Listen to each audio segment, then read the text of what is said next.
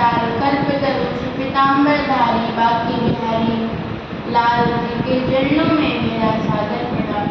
परम आराध्य लाडली सुभानुनंदिनी जी के चरणों में मेरा सादर प्रणाम। जहाँ जहाँ तक दूर दूर तक लोगों के हृदय में विराजमान मेरे बाल गोपाल को मेरा सादर प्रणाम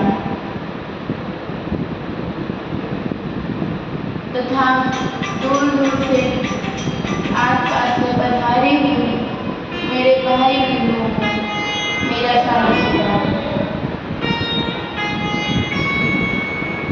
माता अनसुईया के चरित्रों को चरितार्थ करने वाली मातृशक्ति को मेरा प्रेम भरा प्रणाम।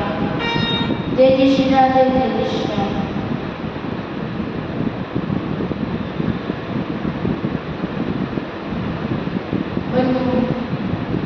ये चिल्लियाँ की धाम पर श्रीमद् भागवत कथा साप्ताहिक कथा बैठी है। आज कथा का प्रसंग है तो कथा भगवान की कृपा हुई तो ये कथा हो रही है। और जब तक भगवान की कृपा नहीं होगी तब तक ये कथा नहीं होगी। प्रभु जब तक चाहते नहीं तब तक ये साप्ताहिक कथा बैठती नहीं। ये कथा एक गंगा की तरह है।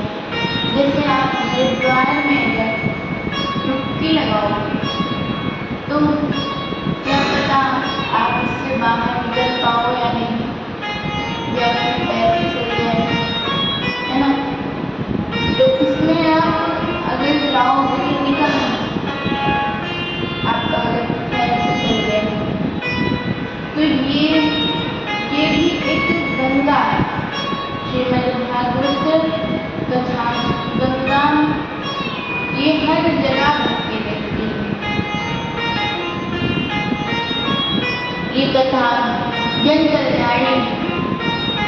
आप हम सब यहाँ बैठकर गंगा में नहा रहे हैं।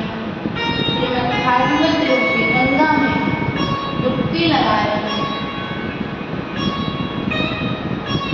यहाँ पानी है या नहीं ये हमें दिख नहीं है, पर हम भागवत जी के अंदर गोता लगा रहे हैं।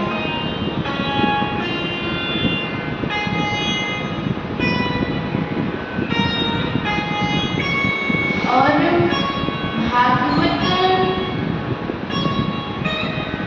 तब तक सुनी नहीं जाती जब तक भगवान की कृपा नहीं।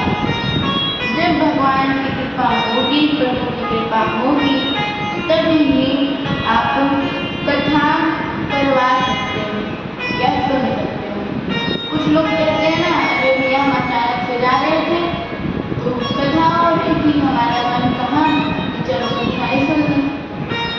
तो हमारा ये अचानक से नहीं, भगवान ने आपके जीवन में लिखा था कि इस समय इस तारीख को इस तिथि को आप हम सब बैठकर कथा श्रवण करेंगे।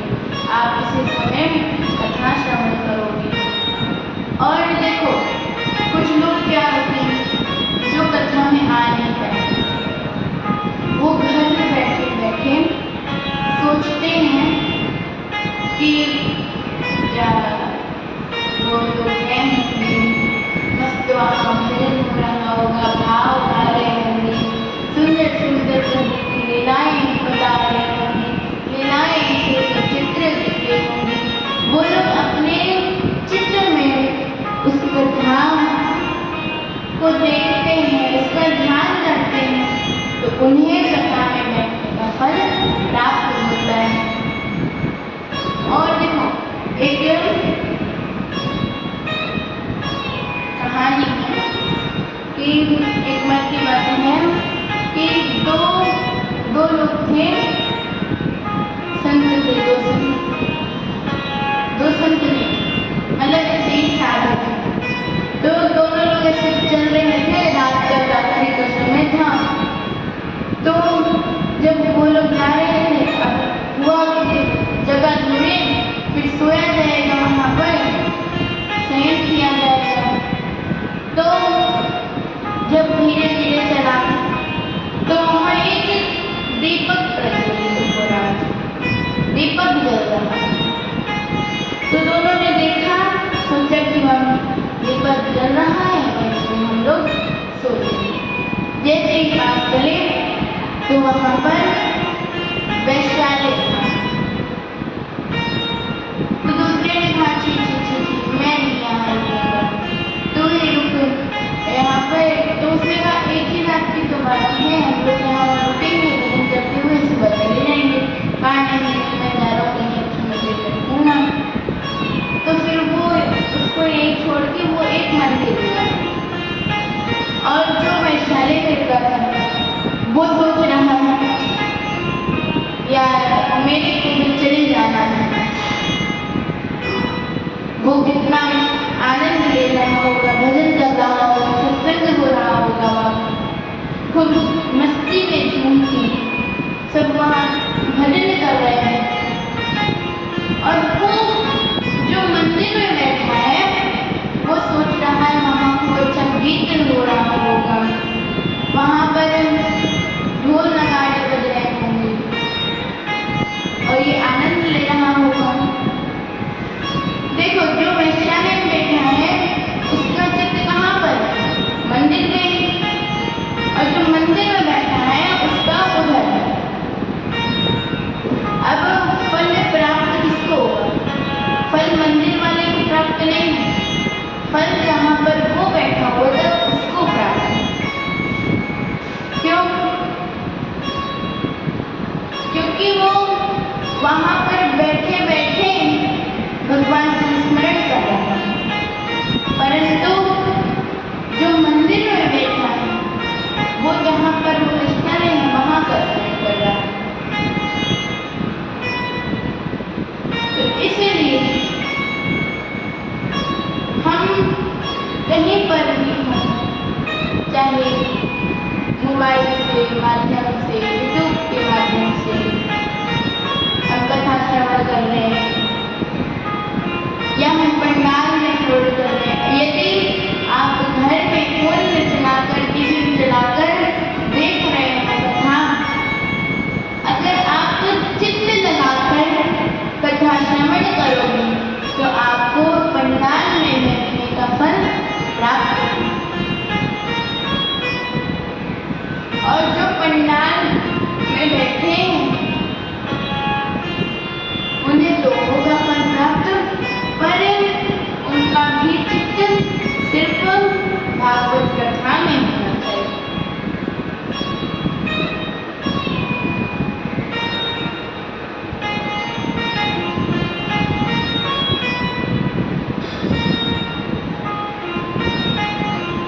एक बार की बात है कि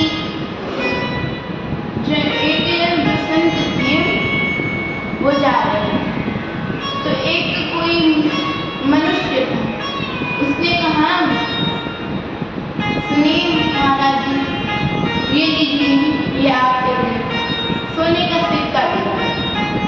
तो उस संत ने कहा मेरे को कोई जरूरत नहीं है, मैं तो सरल जीवन जीता हूँ, मेरे को ये स्वर्ण नहीं चाहिए।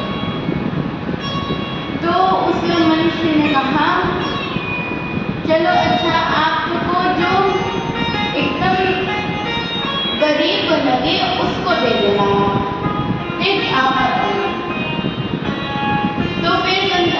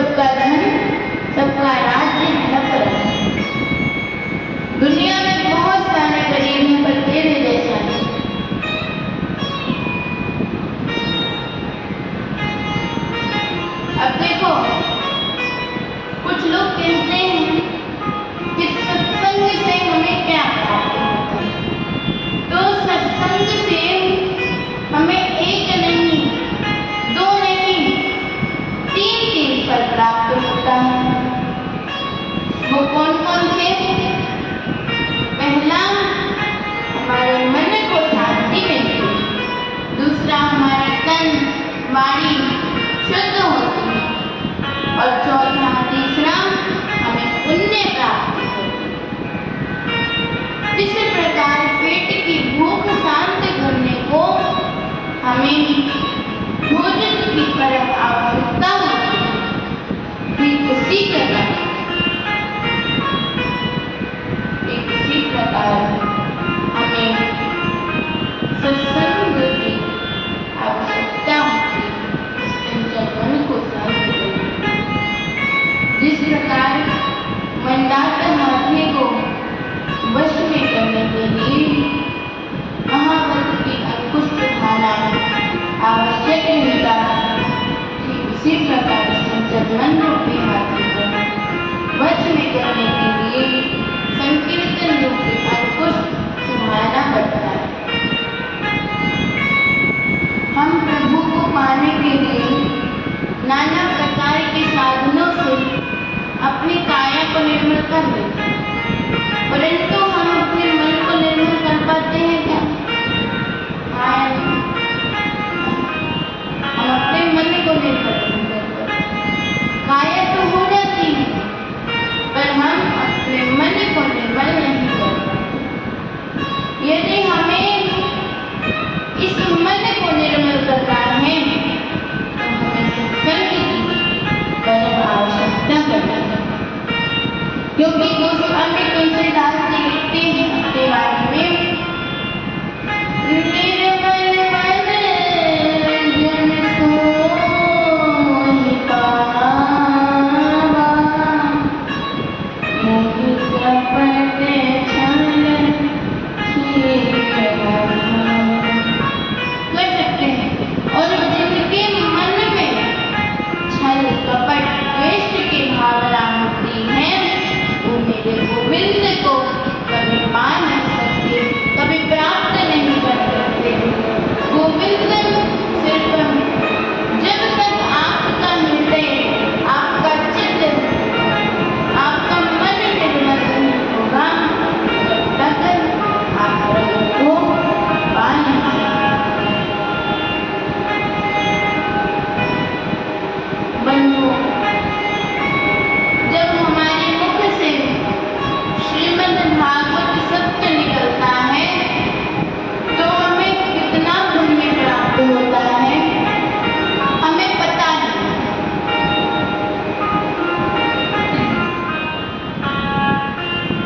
हमारे मुख से श्रीमद् भागवत महापुराण सत्य निकलता है, हमें बहुत सारे पुण्य प्राप्त होते हैं पर हमें पता नहीं होता।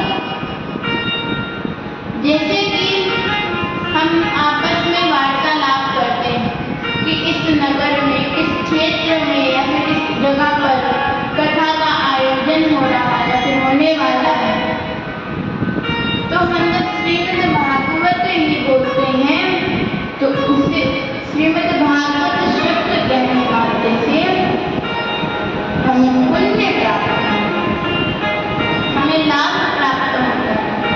और देखो, यदि किसी को कलयुग में भगवान श्री कृष्ण के दर्शन करने हो साक्षात तो वो श्रीमद्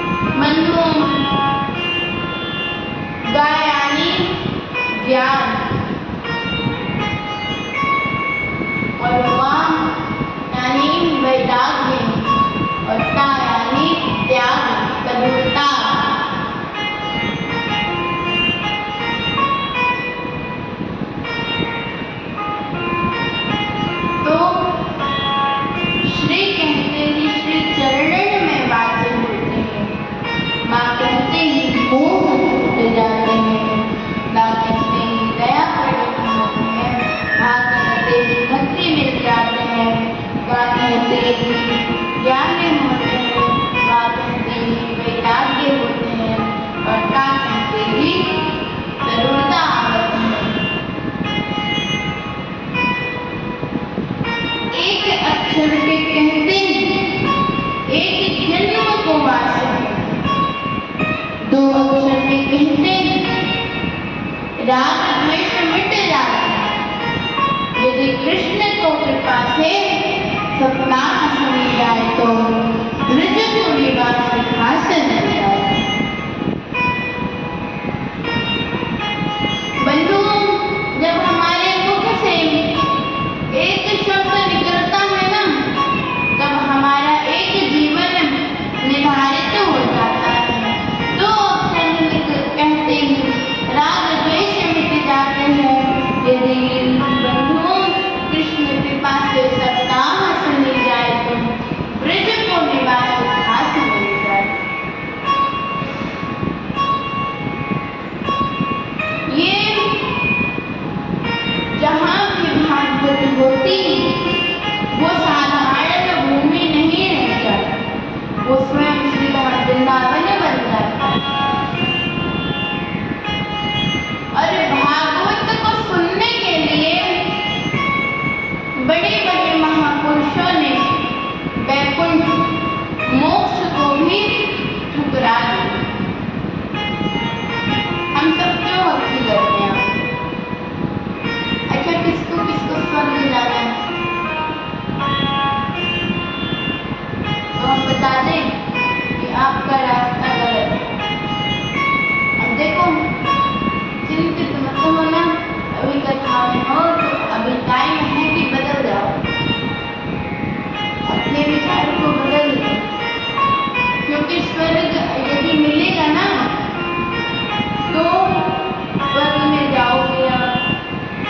जितना आपका पुण्य होगा उतने दिन आप स्वर्ग में रहोगे, वरना फिर आपको जन्म लेकर फिर पृथ्वी पर आना होगा। फिर पुनरपि जन्म पुनरपि मरणम पुनरपि जननी जठरे। ये संसारे बहुत सारे पाही मुरारी पाही मुरारी, ऐसे ही आपको जन्म मृत्यु का चक्कर लगाना होगा। परंतु स्वर्ग तब तक रहेगा जब तक आपका पुण्य, जैसे पैसा, आप ऐसो आराम तक तब तक रह पाओगे जब तक आपके पास धन है, पैसा है, तब तक आप धनी खुश रह पाओगे। यदि आपके पास धन नहीं होगा तो आप कुछ नहीं कर पाओगे।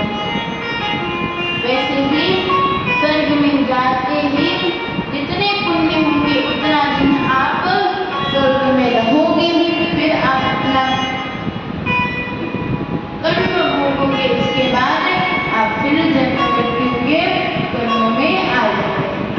यदि आपको पुनरपि जन्म पुनरपि मरणम, बार बार जन्म नहीं लेना, बार बार मरना नहीं है, तो भगवान की शरण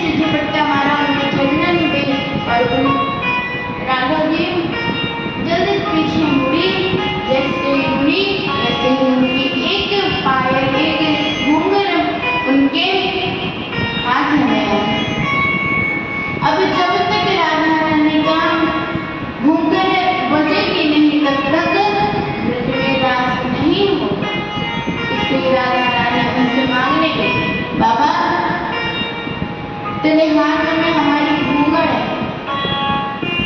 हमें दे दे वापस। तो उन्होंने कहा कि पहले मुझे आप दूसरी, मैं कैसे मानूं कि तुम्हारी ही है, आपकी ही है।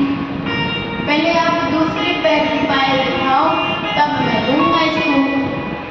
तो जैसे ही किशोरी जी ने अपने चरण आगे किए, वैसे ही सूरदास जी ने उनके चरण पकड़ लिए और रोते रोते कहा, हे किशोरी जी, एक बार तो आप चली गई, अब नहीं जाने दूंगा आपको, अब आपको नहीं छोड़ूंगा, आपके चरण में नहीं छोड़ूंगा।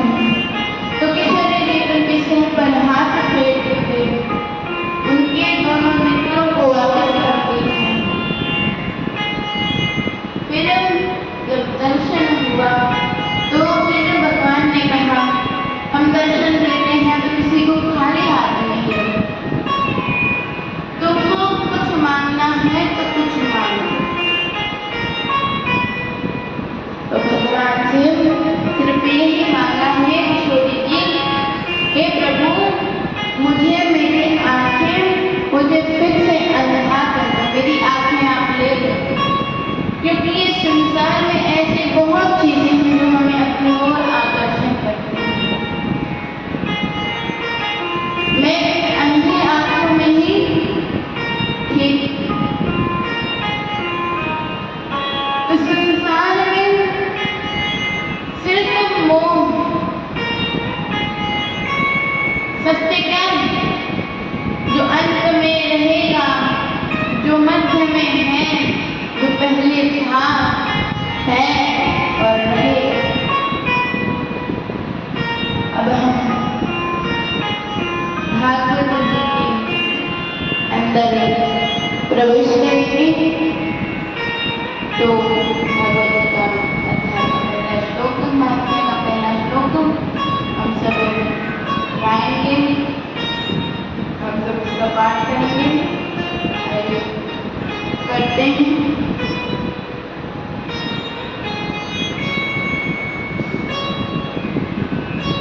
सच्चिदानंद रूपाय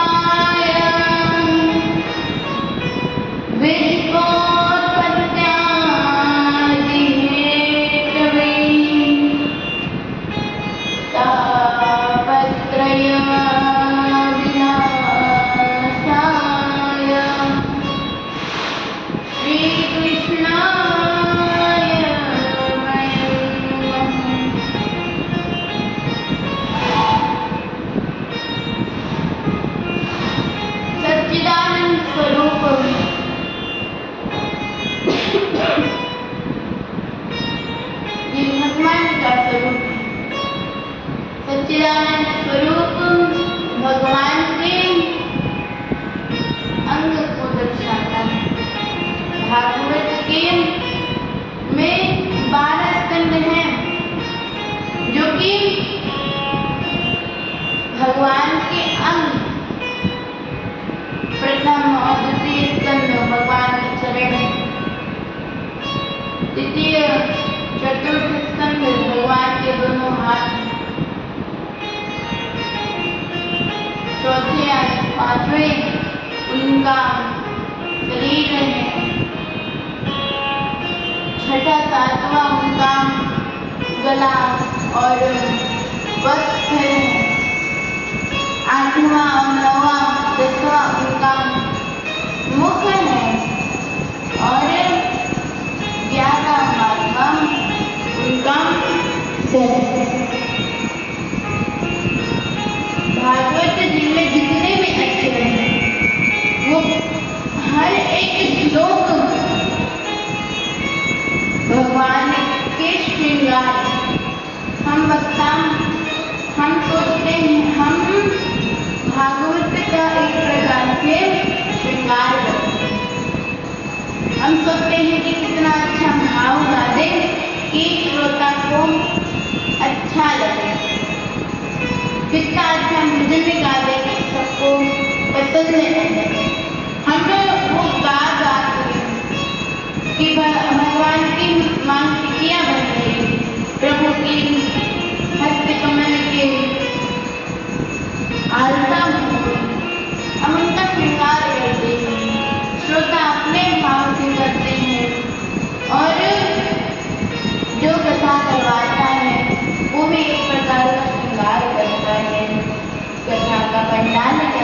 जाए कि सबको आनंद आए, तो यहाँ की व्यवस्था कैसे करें कि सबको आनंद ही आनंद मिले।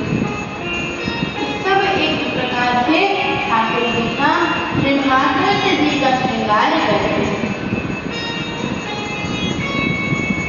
अच्छा, भगवान की मूर्ति कौन कौन से धातु से बनती है? सोना, चांदी, पीतल, मिट्टी की भी और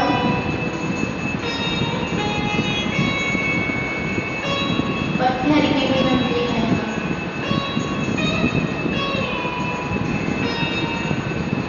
तो मूर्तियां सोने, चांदी, पीतल, पत्थर इन सब की बनती हैं। पर ये भागवत जी अक्षर की मूर्ति है। अक्षर, ये भागवत जी का अक्षर भगवान का स्वरूप अंग दर्शाता है। भगवान के भागवत के 12 स्कंद भगवान के अंग दिखते हैं, अंग हैं। हृदय महारानी ने हर श्लोक को भागवत जी का श्रृंगार कहा है, बहुत अच्छा वर्णन बताया है, बहुत बड़ा है।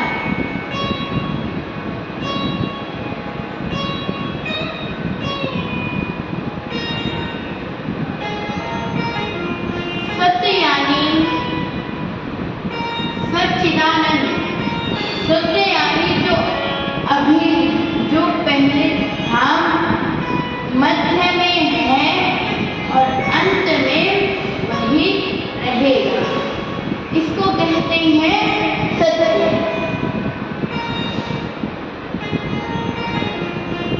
और चित्त यानी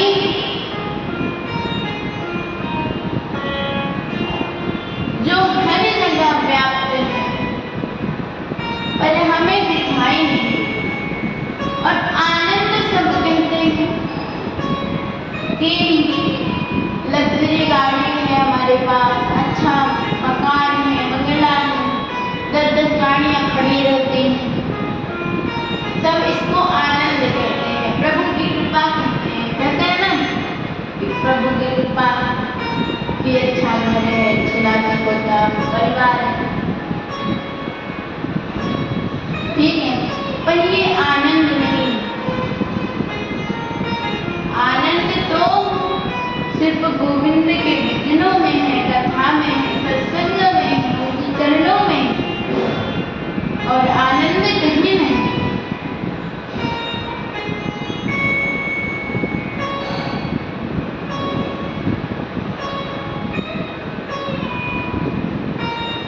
आनंद प्रभु के चरणों में है।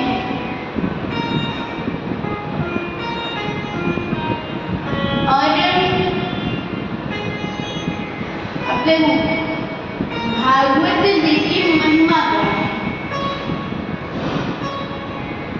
बंधुओं, किसी भी ग्रंथ या पुराण को पढ़ने से पहले उसकी महिमा को हमें श्रवण करना चाहिए। ये क्या, महिमा से हम क्या समझते हैं? महिमा का अर्थ क्या है? जिसकी महिमा का गान कोई अन्य करे उसे ही तो महिमा कहते हैं। जैसे भागवत जी की महिमा अन्य पुराण गाते हैं। महिमा महिमाया नित्ता इति महात्म्य, महात्म्य ही तो महिमा का वर्णन करता है। जैसे पद्म पुराण में भी भागवत का वर्णन है, स्कंद पुराण में भी भागवत का वर्णन है, ब्रह्म वैवर्त पुराण में भी भागवत का वर्णन है। आगे जिसका वर्णन सर्वोपरि है उससे ही तो महात्म्य कहते हैं।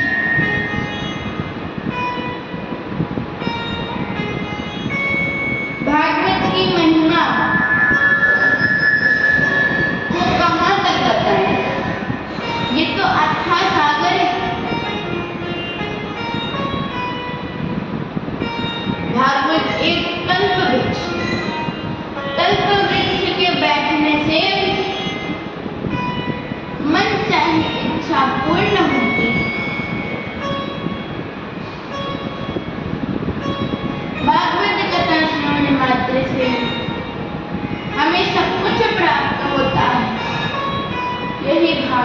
महिमा है।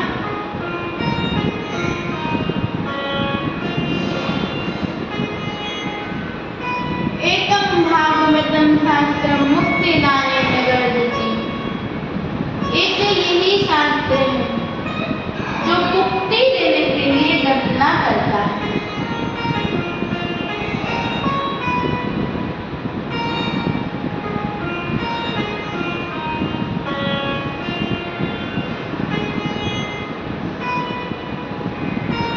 मुक्ति देने के लिए गर्जना करता है।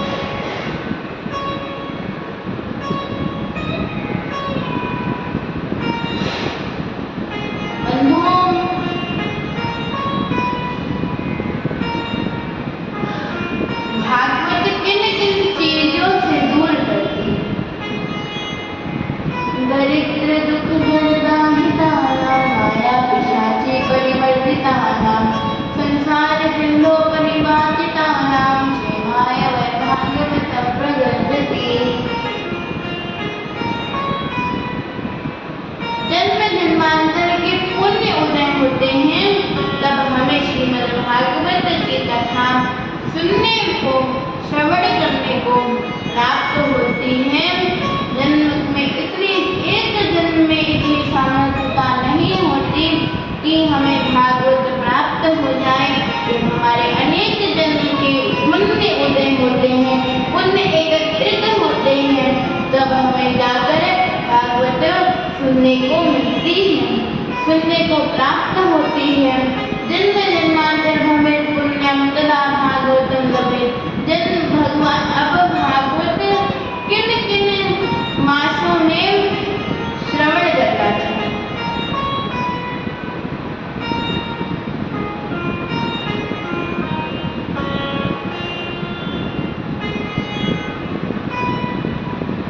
चैत्र और पौष में हमें भागवत नहीं करना चाहिए, क्योंकि यदि आपके मन में कोई कामना है तो आप चैत्र पौष में भागवत नहीं करा सकते। यदि आपके मन में कोई कामना नहीं है तो आप भागवत किसी भी महीने में, किसी भी तिथि में करा सकते हैं, किसी भी मास में करा सकते हैं।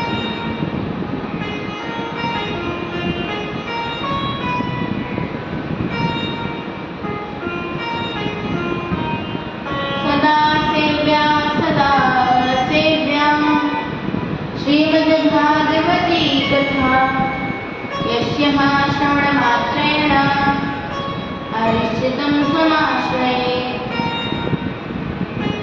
भागवत जी को साक्षात श्री कृष्ण का अवतार है, वांग्मय स्वरूप माना जाता है। क्या आप वांग्मय का अभिप्राय जानते हैं, मतलब जानते हैं? जब भगवान श्री कृष्ण अपने धाम को जा रहे थे तो जब अपना बायां पैर पत्थर पर रख कर बैठे, तब सभी देवी देवता सोच रहे हैं कि प्रभु आएंगे मेरे धाम और मेरे धाम को पवित्र करेंगे। फिर वहीं पे एक जरा नाम का व्याध आता है, व्याध यानी शिकारी आदिवासी। उसने भगवान के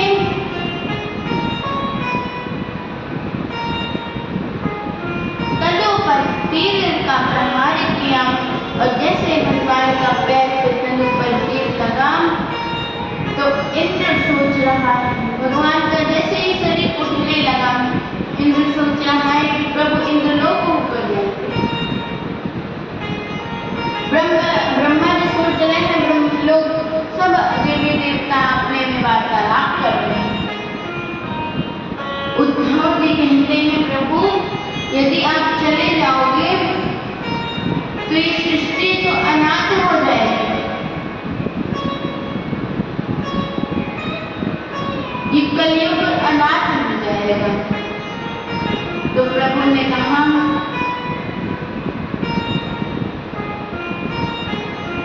कल की अवतार तो सृष्टि के अंत में, कलयुग के एकदम अंत बढ़ाव को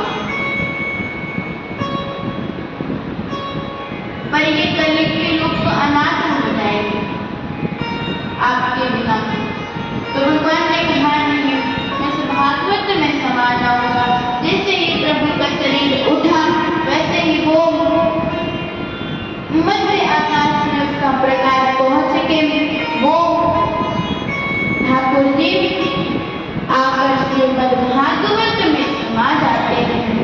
ठाकुर जी कहीं गए ही नहीं थे, ठाकुर जी भागवत में समा गए।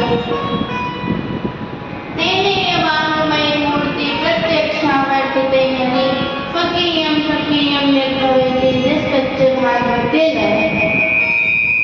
बंधु स्वरूप भागवत में प्रवेश कर गया। ये तो पद्म पुराण का प्रमाण है। भागवत मांगमय स्वरूप है। श्री भागवत भगवान एक संत है, पद्मवाती।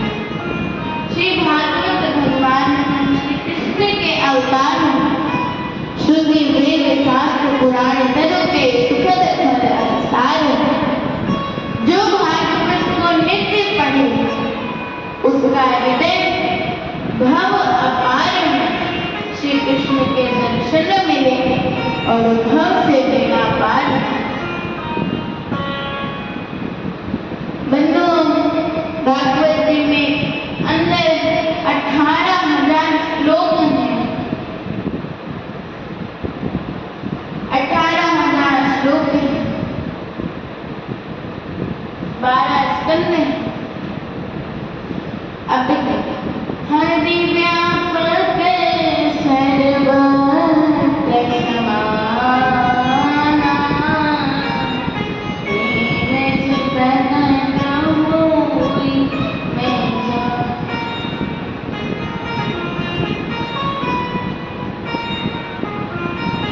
हरि हर जगह व्याप्त है पर हमें दिखाई नहीं देते।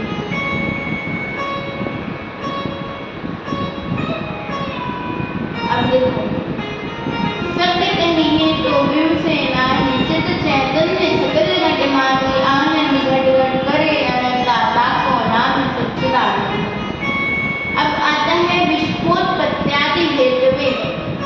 मेरे प्रभु 3 कार्य करते हैं। विश्व का पालन करते हैं, विश्व की उत्पत्ति करते हैं, पालन करते हैं और अंत में उसी का संहार कर देते हैं।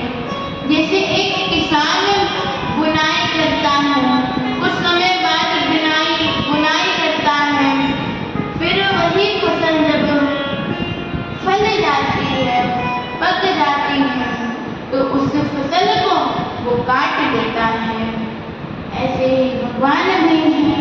प्रभु किन किन चीजों का विनाश करते हैं। तापत्रय विनाशाय, प्रभु दैहिक दैविक भौतिक ताप का विनाश करते हैं। दैहिक दैविक भौतिक ताप, राम राज्य का नहीं व्यापा।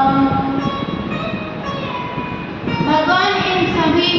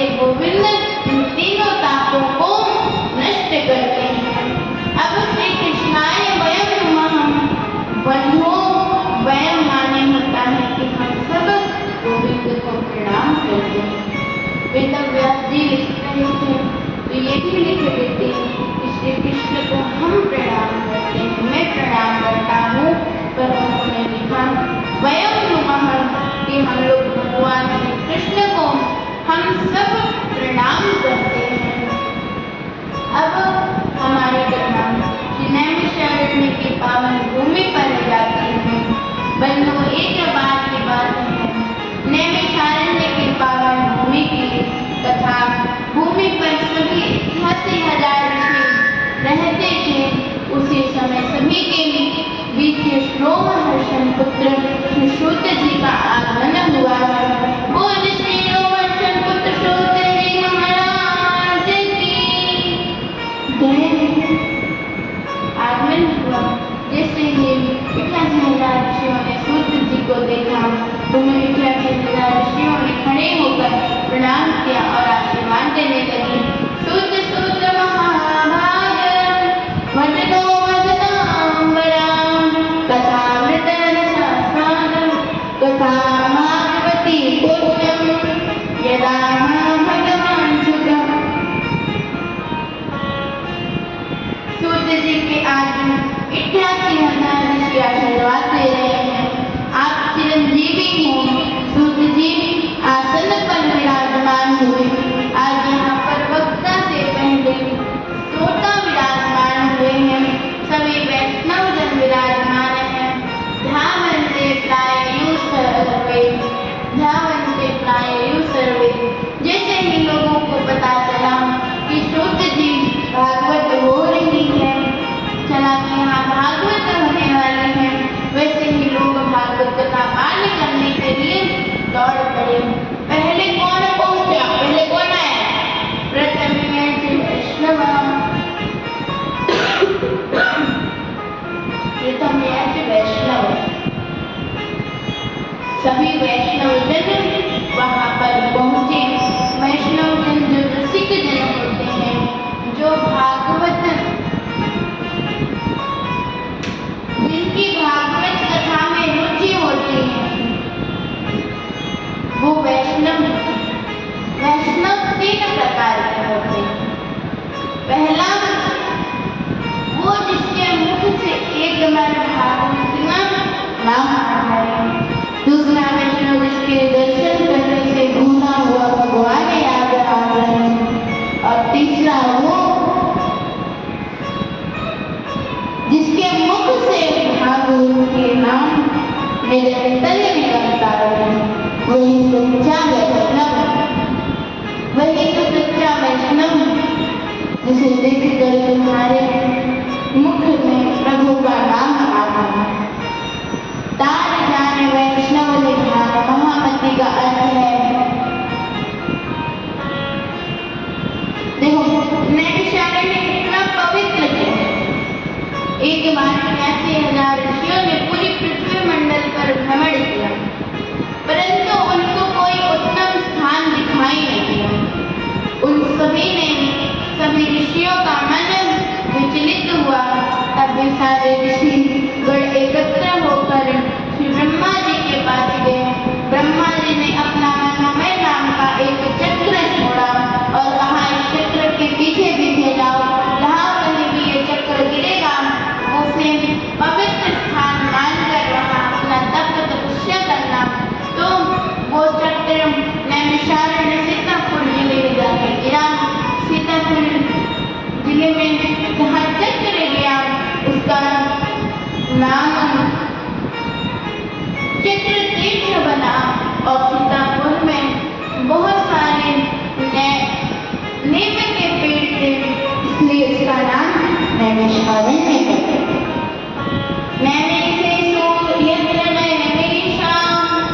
गोस्वामी तुलसीदास जी अपने वाणी में कहते हैं,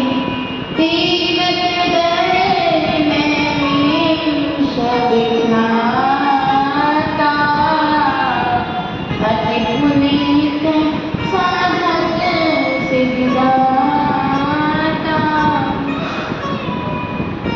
अति पुनीत पावन भूमि साधनों के लिए सिद्ध भूमि, क्योंकि वहाँ पर 88,000 ऋषि बैठकर तपस्या करते हैं। नैमिषे शुद्धमासे महिमार्जनावृत्ति कथामृत रसास्वादं कृष्णार्पणम्। आगे 88,000 ऋषियों ने सूत जी से अच्छा पूछा, आपने ऐसी कथा श्रवण करो जो कथा जन कल्याणी और अज्ञान के अंधकार से मिटाने वाली। अज्ञानध्वान्त विध्वंस कोटि समसूर्य संप्रभा सूताख्यान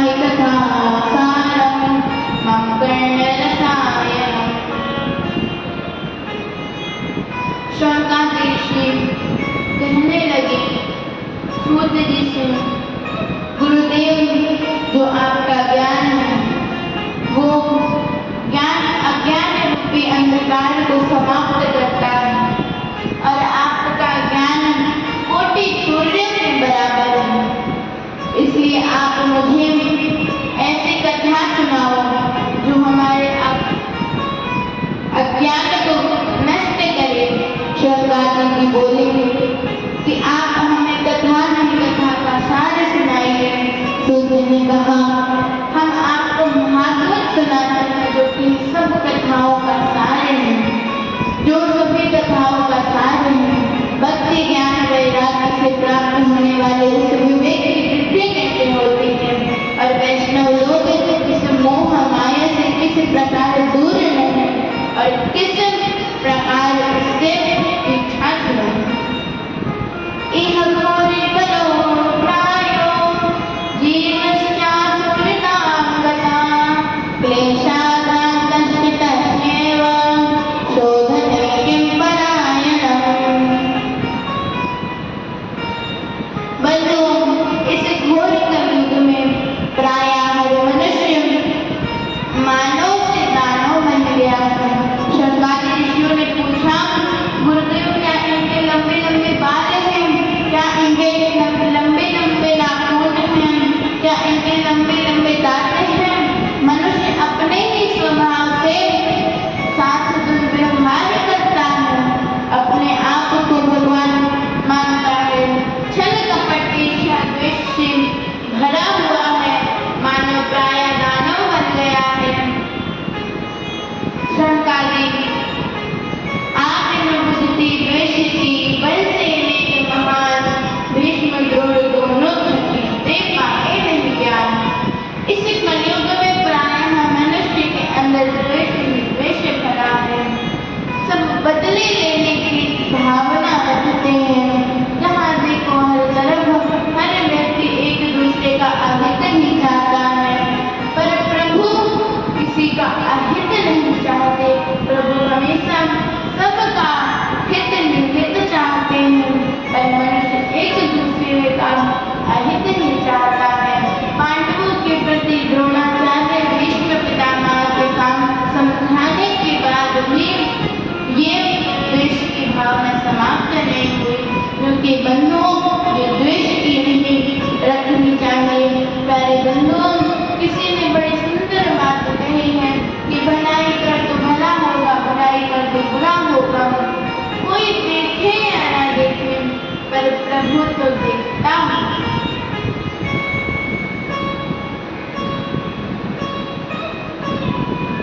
अगर आप किसी के साथ अच्छा करोगे तो अच्छा होगा आपके साथ, अगर आप बुरा करोगे तो कहते हैं कि बात हम कि कोई देख नहीं रहा, पर इसलिए जब तक विश्वास है तब तक पुण्य करो, क्योंकि कहने की बात है कि कोई देख नहीं रहा, कोई देखे या ना देखे, पर प्रभु तो देखना होगा। श्रीमद्भागवते वतन शास्त्रम पदो कीड़े महाभूतम। सूत जी शौनकादि ऋषियों से बोलते हैं, काल रूपी अजगर मुख फैलाकर बैठा है और समस्त जीवों को वो काल रूपी अजगर अपने अंदर ले रहा है। बंधुओं, हमारे जीवन के सामने से अर्थी जा रही होती है, फिर भी हम अपने जीवन के अर्थ नहीं समझते। अभी तक जो मैंने कहा किया, हमने किया और हमें क्या मिला, इसलिए चिंता करने से पहले जीवन की चिंतन कर लेना, नहीं तो बार बार ये 84 लाख योनियों में भटकना पड़ेगा। अभी इनमें भटकना है नहीं चाहते तो प्रभु की शरण में चले जाओ, नहीं तो पुनरपि जन्म पुनरपि मरणम पुनरपि जन्म जन्म से संसारे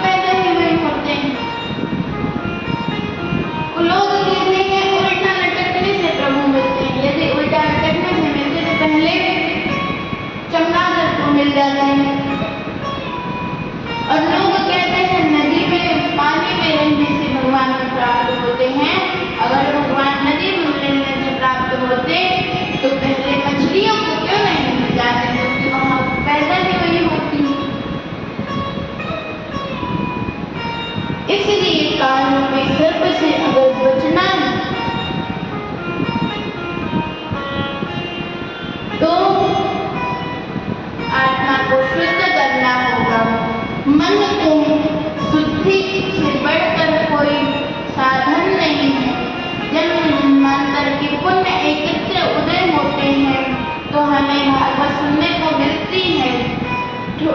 भागवत की 5वां वेद भी कहते हैं। भागवत साधारण होती नहीं है, ये तो देवताओं को भी दुर्लभ है। जब सुखदेव जी श्री राजा परीक्षित को भागवत कथा सुना रहे थे, देवता अमृत लेकर आए सुखदेव जी के पास और कहा कि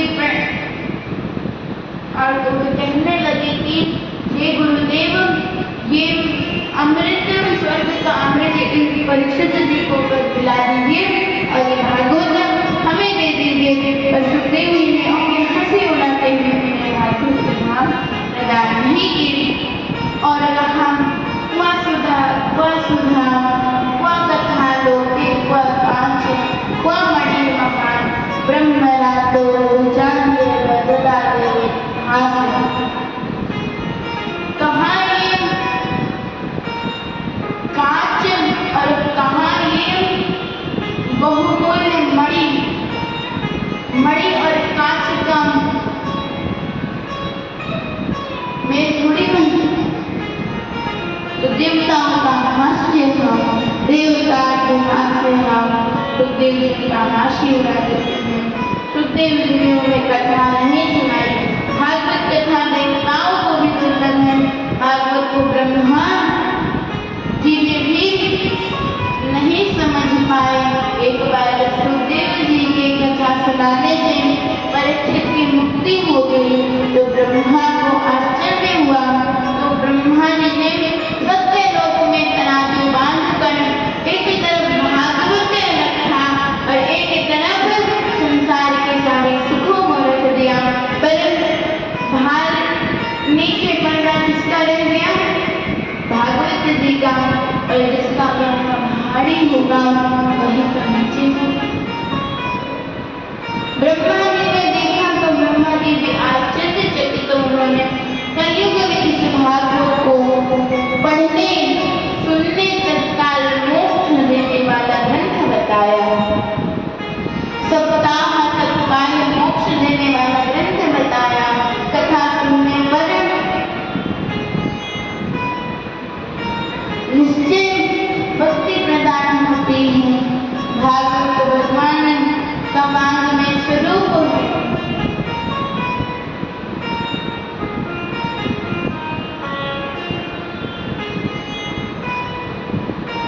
अब भक्ति नारद चरित्र आता है।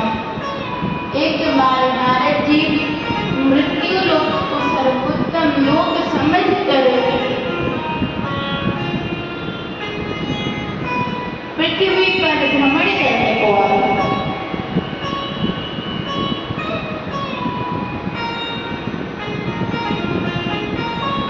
तो नारद जी ने देखा, जब नारद जी वृंदावन गए तो यमुना तट पर एक स्त्री विरह से कातर होकर रो रही थी। उसके गोद में 2 वृद्ध पुरुष थे और चारों तरफ सैकड़ों हजारों स्त्रियां उन्हें पंखा दे रही हैं। जाने लगे तो भक्ति देवी ने उन्हें बुलाया। वो साधु नारद जी ने बुलाया और कहा मेरे कष्ट की निवृत्ति करिए। तो वो कहा उन्होंने वेद वेदांत की ध्वनि की परंतु कोई फर्क नहीं पड़ा। फिर वो जाने लगी तो उन्हें शंकाली दिखे। शंकाली ने पूछा, आप इस समय ऐसे लग रहे हो जैसे किसी महापुरुष का घर लुट गया हो। नारद जी ने सारी बात बताई। शंका देवी कहा कि इन्हें भागवत कथा सुनाओ तो ये मुक्त हो जाएंगे। तो फिर शंकाली ने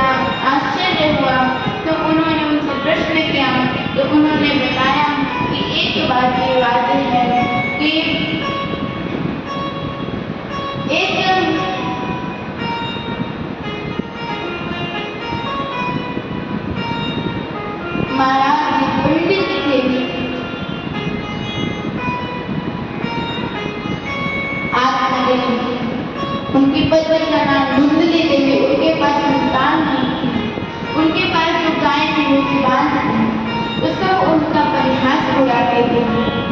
तो एक बार वो बड़ी चिंतित होकर नदी के तट पे गए, प्यास लगी और रोने लगे। तभी एक संत जा रहे थे, उन्होंने पूछा, अपनी सारी बात बताई। तो उन्होंने उन्हें फल दिया और कहा कि फल अपने पत्नी को खिला देना तो तुम्हें संतान होगी तुम्हारी, और पूरी विधि बता दी। और आज नदी में जाकर घूमने से आते हैं और दूसरी परेशान हो जाती है। उन्होंने अपनी बहन को बताया तो बहन के 6 पुत्र थे और 7वां होने वाला था। तो उसने कहा मेरा भी होने वाला है, तो इसे तुम ले लेना और कुछ धन मुझे दे देना, और फल अगर इसका चेक करना है तो फिर इसे अपनी बात गाय को खिला दो। तो गाय को खिला दिया दोनों के। फिर जब पुत्र हुआ, धुंधली नाम हो गया, धुंधली का पुत्र, और उसका नाम धुंधकारी रखा धुंधली ने। और जो गौ से उत्पन्न हुआ पुत्र, उसका कर्ण गौ का था, इसलिए उसका नाम आज गोकर्ण रखा। गोकर्ण जी बड़े पंडित, बड़े ज्ञानी बने और धुंधकारी बहुत नशा मदिरा पान करता, अवश्य हो जाता। फिर एक बार परेशान होकर देव जी रोने लगे तो उन्हें गोकर्ण जी ने समझाया। आज देव जी चले गए वृंदावन में, वहाँ पे भागवत का दसम स्कंद का पाठ करने। फिर अब धुंधकारी का अत्याचार ज्यादा बढ़ गया, माँ को मारने आगे हुआ तो धुंधली भागी और सोचा अब जी कहने के क्या करूंगी। तो सामने एक कुआं था, घर के बाहर भागी और उसमें कूद गई और अपने प्राण त्याग दिए। फिर उन पांच वैश्याओं के साथ धुंधकारी रहने लगा। फिर वैश्याओं ने सोचा कि ये राजा के नजर में आ गया है, कभी भी इसे पकड़ सकते हैं और हमें भी दंड को मिलेगा। तो वैश्याओं ने इसे मार के और उसे जमा गाड़ दिया। तो जब गोकर्ण जी को पता लगा, पिंड दान दिया। फिर जब आई तो सोचे अभी बाद में जाऊंगा, सफाई करना पड़ेगा घर में। तो फिर जब गए तो बहुत सारी आवाज आ रही थी। तो उन्होंने पूछा यहाँ कौन है, तो वहां से आवाज आई, अहम भ्राता कवियोस्मि धुंधकारी नामतः। मैं तुम्हारा भाई हूँ, मेरा नाम धुंधकारी है। मैं मरने के बाद ऐसी वाली में हूँ कि मुझे बहुत कष्ट मिल रहा है। तुम ऐसा कोई साधन निकालो मुझे मुक्ति मिल जाए। तो गोकर्ण जी ने सभी गाँव वालों से पूछा। तो फिर उन्होंने एक संत को बताया। संत ने कहा सूर्य नारायण का तप करो, सूर्य भगवान प्रकट हुए। उन्होंने कहा कि भागवत करो, सप्ताह से मुक्ति मिलेगी। तो फिर गोकर्ण जी ने खुद सप्ताह को प्रवचन किया। बगल में एक बांस का साथ बाट थी उसमें, तो एक बात बैठ गया। जैसे ठाकुर की कथा विराम हुई वैसे ही धुंधकारी मोक्ष मिल गया। बैकुंठ के गढ़ उन्हें लेने आए। गोकर्ण जी ने कहा कथा तो सबने सुनी है, सबको ले जाओ। पर उन्होंने कहा कि इन्होंने मन से सुनी है, पर इन्हें मन से नहीं सुना। उसने एक आसन पर बैठ के सुनी। तो फिर कथा हुई, फिर एक आसन पे अच्छे से मन से सबने सुना कथा। तो सबकी बात सबकी मुक्ति हो गई। और फिर भक्ति देवी प्रकट हो गई। भक्ति देवी झूमने लगी, नाचने लगी। फिर जब भक्ति देवी प्रकट हुई, भजन होने लगा, कीर्तन होने लगा। क्या हुआ? प्रहलाद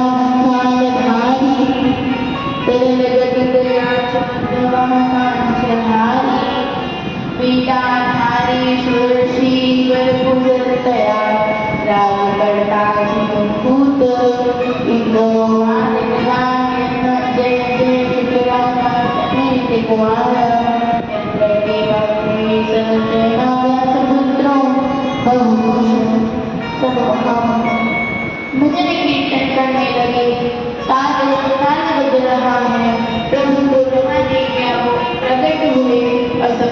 वरदान दिया। सबने कहा कि मुझे यही वरदान दो कि जब हम कीर्तन कथा करेंगे